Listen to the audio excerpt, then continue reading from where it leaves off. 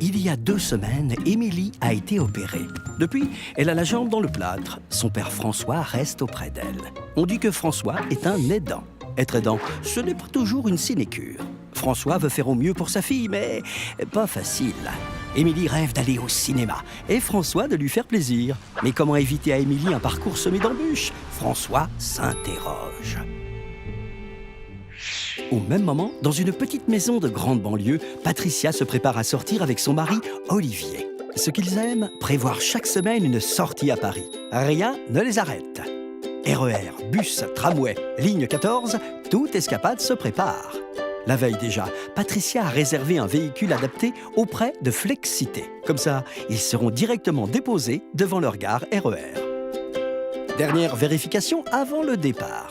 Patricia s'assure sur le site RATP que leurs arrêts de bus sont bien accessibles.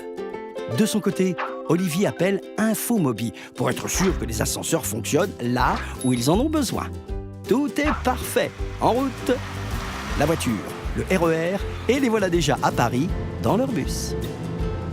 Devant lui, Olivier remarque une femme accompagnant un vieux monsieur. Elle, c'est Hélène et lui, Charles, son père, qui ne peut plus se déplacer tout seul. Hélène est soulagée. Hier, elle se demandait encore comment accompagner son père chez le dentiste et elle en discutait avec sa tante Albertine, une pro du bus. « Et si le bus n'attend pas que papa monte? Et si papa n'a pas de place ?» s'inquiétait-elle. Et Albertine de lui expliquer comment elle se fait aider par le chauffeur et même aussi par les autres passagers si besoin. Sacrée tante Albertine, Hélène sourit. Sur la banquette d'à côté, Clara sourit aussi. Elle pense au rôti qu'elle va cuisiner. Mettra-t-elle de l'ail? Clara, comme tous les jeudis, attend pour le déjeuner sa grand-mère Salima, qui, malgré sa canne, vient toujours en RER. C'est une vraie fierté, cette sortie en autonomie, comme elle dit. Comment fait-elle, se demandent ses amis. Son secret, c'est Damien, un compagnon du voyage. Il l'accompagne de chez elle jusqu'au studio de sa petite fille, là où le rôti aura fini de dorer.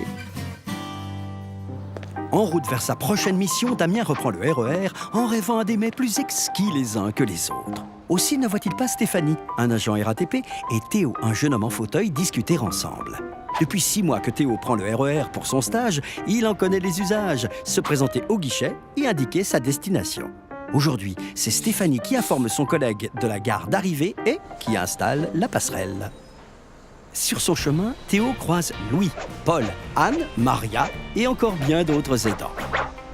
Dans le tramway, une enfant avec des béquilles, accompagnée de son père, attire son attention. « Oh, ils ont l'air heureux de ceux qui partent en balade », se dit-il.